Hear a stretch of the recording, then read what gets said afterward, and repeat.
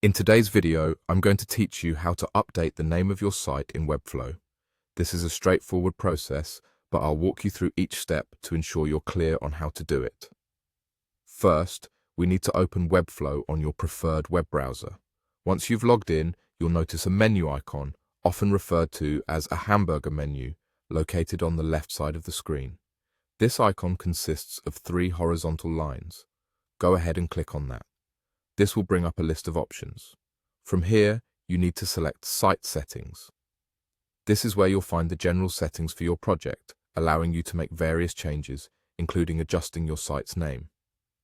Once you click Site Settings, it might take a little while to load, so just sit tight and be patient while it does its thing. It's not unusual for this part to take a bit longer, depending on your internet speed and overall site traffic. After the general settings have loaded, look for an area labeled Site Name. Here, you will see the current name of your site displayed. Go ahead and edit this to whatever new name you have in mind. It's a great opportunity to ensure it reflects your brand or updated project focus accurately, so choose wisely. With your new site name entered, don't forget the crucial step of clicking Save. This will make sure that the changes you've just made are applied. Immediately after saving, you should see an option to Publish at the top of the page. Click this as well.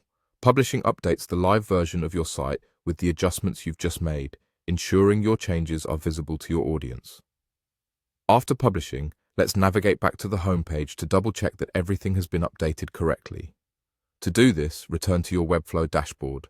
You'll see a thumbnail or list of all the sites you've created using this platform. Locate the site you just modified and click on it. This step is a quick way to verify that the new name appears as expected. You should now see right at the top of the page that your site's new name is displayed correctly. And there you have it.